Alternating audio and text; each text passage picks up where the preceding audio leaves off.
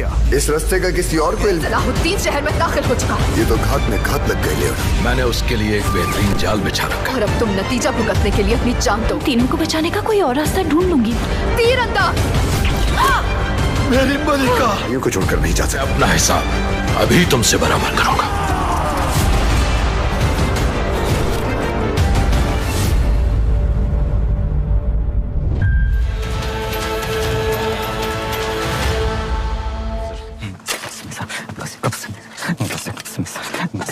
Hazır.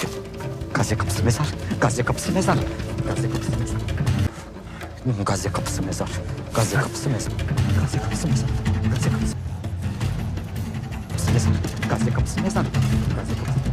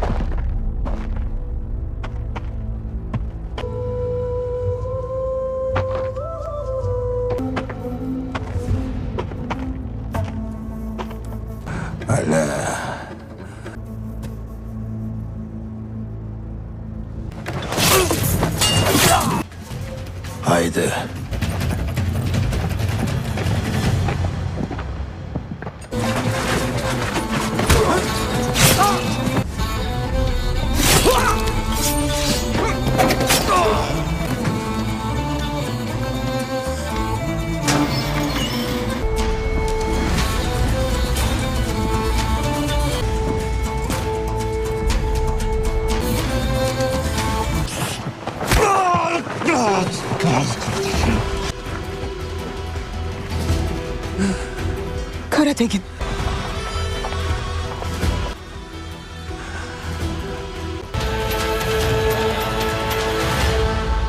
इस किस के आगाज में दिखाया जाता है कि सलाहुद्दीन अय्यूबी ग्रेगोर के साथ एक सलेबी स्पाई के रूप में भिड़े होते हैं। उन्हें ऐसा लगता है कि ग्रेगोर नहीं जानता, लेकिन हकीकत में ग्रेगोर सब कुछ जानता होता है और ग्रेगोर जानबूझकर इस स्पाई को यानी सलाहुद्दीन अय्यूबी को जिंदान की तरफ ले जा रहा था। वहाँ पर ग्रेगोर ने सलाहुद्दीन अय्यूबी के लिए जाल तैयार किया होता है। अब ये जैसे ही आगे बढ़ते हैं तो ग्रेगोर तलवार निकाल लेता है। जिंदान में सलाहुद्दीन अय्यूबी खुद को फाश कर देते हैं और वाजिया कर देते हैं। इतने में अब्राहम भी पीछे आ जाता है और वो एक लाठी के साथ सलाहुद्दीन अय्यूबी के सर पर वार करता है और वो बेहोश होकर ज़मीन पर गिर जाते हैं। इसके बाद अब्राहम कहता है कि आज हम तुम्हारे भाई का इंतकाम ले लेंगे। ये कहते हुए वो खंजर निकाल लेता है। वो खंजर निकाल कर सलाहुद्दीन अय्यूबी पर हमला करने ही वाला होता है कि खंजर वापस रख लेता है।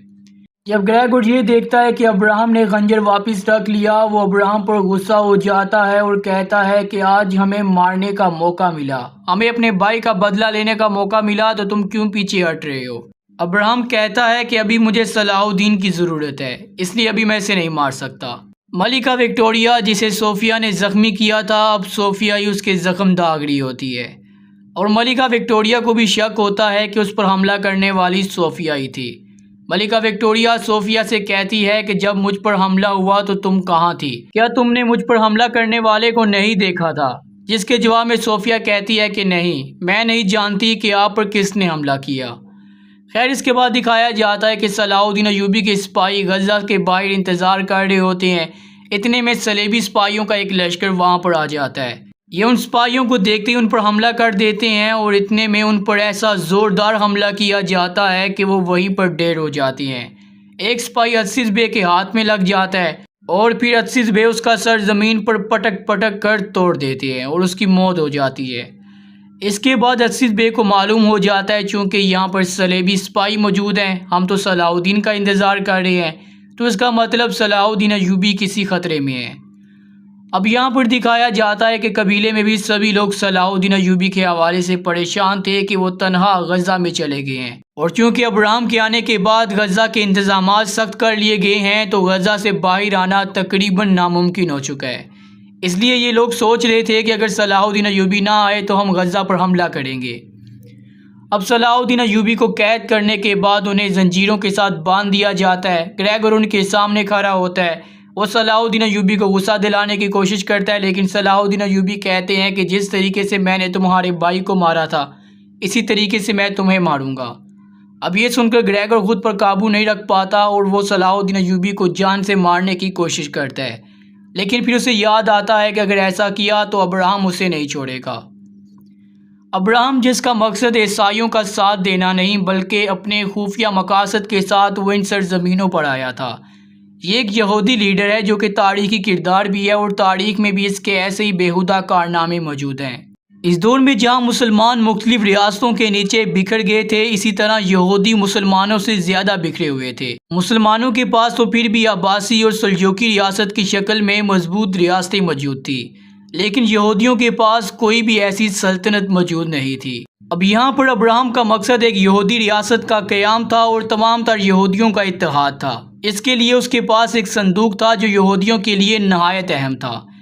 इस संदूक के ज़रिए वो तमाम तर यहूदियों को इकट्ठा करना चाहता था और इन सरजमीनों जहाँ पर जंगी रियासत और कुदस वाक़या है यहाँ पर नई रियासत बनाना चाहता था। जबकि सलेबियों को लग रहा था कि ये उनका साथ दे रहा है, लेकिन हकीकत में इसके पोशीदा मकासद थे। इसके बाद दिखाया जाता है कारा तेगन अपने सिपाहियों के हमरा खुफिया तरीके से गजा में दाखिल हो जाता है। गजा में दाखिल होने के बाद ये अफरा तफरी फैला देता है। सलेबी सिपाही जो इसके सामने मौजूद होते हैं उन्हें मार दिया जाता है। उन्हें मारने के बाद कारा तेगन कहता है कि विक्टोरिया से बदला लिया जाएगा। उसने मेरी बहन को गिरफ्तार करने की हिम्मत भी कैसे की, इसका अजाला उसे भुगतना पड़ेगा। अब कारा तेगन अपने सिपाहियों के हमरा गजा के अंदरूनी दरवाजे की तरफ चले जाता है ताकि विक्टोरिया को तलाश कर सके। जबकि सोफिया तन्हा जिंदान की तरफ चले जाती है और सलाहुद्दीन अय्यूबी को आज़ाद करवाने के लिए सलेबी सिपाहियों को मारकर चाबियां हासिल कर लेती है। ग्रेग और अब्राहम भी इस दरवाजे के करीब ही मौजूद थे, लेकिन ये दूसरे दरवाजे के पास थे। इन्हें नहीं मालूम था कि अंदर क्या हलचल हो रही है। इतने में सोफिया सलाहुद्दीन अय्यूबी के पास आकर उनकी हथकड़ियाँ खोल के उन्हें आज़ाद कर देती है और जाने का रास्ता भी दिखा देती है। जबकि ग्रेगोर और अब्राहम देखते ही रह जाते हैं कि सलाहुद्दीन अय्यूबी जिंदान से बच निकलते हैं। इतने में दिखाया जाता है कि कारातेगन जो गजा में दाखिल हुआ था वो पकड़ा जाता है। सलेबी सिपाही उसकी गर्दनों पर तलवारें रख देती है, लेकिन कारातेगन इतनी आसानी से इनके सामने हथियार डालने वाला नहीं था। वो इन सिपाहियों को मारने के बाद इनके कान तक काट देता है और इनसे सोने की जो भी चीज़ हासिल होती है वो अपने पास रख लेता है। और दूसरी जानिब क्या दिखाया जाता है कि अब्राहम जैसे जिंदान में जाता है तो उसे सलाहुद्दीन अय्यूबी नहीं मिलते। वो भागता भागता ग्रेगोर के पास चले जाता है। ग्रेगोर को कहता है कि तुमने तो कहा था कि मैंने सख्त इंतज़ाम किए है, लेकिन सलाहुद्दीन अय्यूबी जिंदान में मौजूद नहीं है। वो वहाँ से यकीनन फरार हो चुकी है। ये सुनकर ग्रेगोर आग बगोला हो जाता है और उनके पीछे भाग जाता है। सलाहुद्दीन अय्यूबी यहाँ पर जिंदान में गुफा के रास्ते से बाहर निकलने का रास्ता तलाश कर रहे थे। यहाँ पर जगह जगह ग्रेगोर ने जाल बचाए हुए थे, लेकिन वो सबका बहादुरी के साथ सामना करते हुए जिंदान से बाहर निकलने का रास्ता तलाश कर ही लेते हैं, जबकि ग्रेगोर के सिपाही भी उनका पीछा ही कर रहे होते हैं। इतने में दिखाया जाता है कि सोफिया सलाहुद्दीन अय्यूबी को आखिर तलाश कर ही लेती है और उन्हें तलाश करने के बाद सलाहुद्दीन अय्यूबी के बाकी सिपाहियों को कहाँ पर रखा गया वो रास्ता भी बता देती है। सोफिया यहाँ पर सलाहुद्दीन अय्यूबी को कहती है कि मैं उन सिपाहियों को तलाश करने का रास्ता निकाल लूँगी, आप ऐसा करें यहाँ से निकल जाए। जबकि सलाहुद्दीन अय्यूबी कहते हैं कि मैं यहाँ पर अपने सिपाहियों को आज़ाद करवाने के लिए आया था, मैं उन्हें आज़ाद करवाए बगैर यहाँ से नहीं जाऊँगा। और दूसरी तरफ दाद दें कारातेगन को, जो गजा में दाखिल होने के बाद गजा में जाकर विक्टोरिया को पकड़ ही लेता है। सभी सिपाहियों के सामने विक्टोरिया की गर्दन पर तलवार रख देता है। उसकी गर्दन पर तलवार रखने के बाद वो सिपाहियों को कहता है कि कोई भी आगे बढ़ा तो विक्टोरिया को मार दिया जाएगा। ये सुनकर कोई भी सिपाही आगे नहीं बढ़ता और सभी कारातेगन के सामने हथियार डाल देते हैं। अब यहाँ पर कारातेगन कहता है कि तुमने मेरी बहन को गिरफ्तार करके हमें धमकाने की कोशिश की, अब इसका अज़ाला तुम्हें भुगतना पड़ेगा। विक्टोरिया जानती थी कि कारातेगन कुछ भी कर सकता है, इसलिए वो खामोश खड़ी रहती है और सिपाहियों को पीछे रहने का हुक्म देती है। इसके बाद कारातेगन विक्टोरिया का ताज छीन लेता है और ताज हासिल करने के बाद विक्टोरिया को कहता है कि ये ताज तुम्हें याद दिलाएगा कि आइंदा कारातेगन से पंगा नहीं लेना। इसके बाद वो विक्टोरिया को यहीं पर छोड़ देता है और धमकाते हुए जाता है कि आइंदा ऐसी गलती की तो तुम्हारी गर्दन काट दी जाएगी। इसके बाद कारातेगन फरार हो जाता है और सभी सिपाही देखते ही रह जाते हैं। विक्टोरिया ने कारातेगन के पीछे सिपाहियों को छोड़ दिया होता है। एक तरफ कारातेगन के पीछे विक्टोरिया और दूसरी तरफ सलाहुद्दीन अय्यूबी के पीछे ग्रेगोर के सिपाही लगे होते हैं। अब दोनों एक ही मैदान में मौजूद होते हैं। सलाहुद्दीन अय्यूबी कारातेगन को देखकर कहते हैं कि तुम यहाँ पर क्या कर रहे हो। अब कारातेगन की हलचल की वजह से सभी सिपाहियों को मालूम हो गया कि सलाहुद्दीन अय्यूबी यहाँ हैं। उन्होंने कारातेगन को छोड़ा और सलाहुद्दीन अय्यूबी का पीछा शुरू कर दिया, जबकि कारातेगन अपने सिपाहियों के हमरा चर्च में दाखिल हो जाता है। चर्च में जाते ही वो एक पादरी को मारकर उसके लिबास को पहन लेता है। यहाँ पर कारातेगन और उसके सिपाहियों ने पादरी को मारकर उनके लिबास पहन लिए, जबकि सलाहुद्दीन अय्यूबी मैदान में ही घूमते रहते हैं और अपने सिपाहियों को तलाश करने के बाद एक जाल में फंस जाते हैं। यहाँ पर सलाहुद्दीन अय्यूबी के सिपाहियों की गर्दनों पर तलवारें थी, उन्हें ना चाहते हुए भी हथियार डालना पड़ते हैं और ग्रेगोर फिर से एक बार सलाहुद्दीन अय्यूबी को गिरफ्तार कर लेता है। अगर कारातेगन ये हलचल ना मचाता तो सलाहुद्दीन अय्यूबी अपने सिपाहियों को आज़ाद करवा लेते। इस सब के पीछे एक कारातेगन की बड़ी गलती थी। तो नाज़रीन, आज की इस वीडियो का खात्मा यहीं पर करते हैं। मिलते हैं अगली वीडियो में मज़ीद मालूमात के साथ। तब तक के लिए अपना ख्याल रखिएगा। अल्लाह हाफिज़। किसके आगाज़ में दिखाया जाता है कि सलाहुद्दीन अय्यूबी ग्रेगोर के साथ एक सलेबी सिपाही के रूप में भिड़े होते हैं। उन्हें ऐसा लगता है कि ग्रेगोर नहीं जानता, लेकिन हकीकत में ग्रेगोर सब कुछ जानता होता है और ग्रेगोर जानबूझकर इस सिपाही को यानी सलाहुद्दीन अय्यूबी को जिंदान की तरफ ले जा रहा था। वहाँ पर ग्रेगोर ने सलाहुद्दीन अय्यूबी के लिए जाल तैयार किया होता है। अब ये जैसे ही आगे बढ़ते हैं तो ग्रेगोर तलवार निकाल लेता है। जिंदान में सलाहुद्दीन अय्यूबी खुद को फाश कर देते हैं और वाज़िया कर देते हैं। इतने में अब्राहम भी पीछे आ जाता है और वो एक लाठी के साथ सलाहुद्दीन अय्यूबी के सर पर वार करता है और वो बेहोश होकर ज़मीन पर गिर जाते हैं।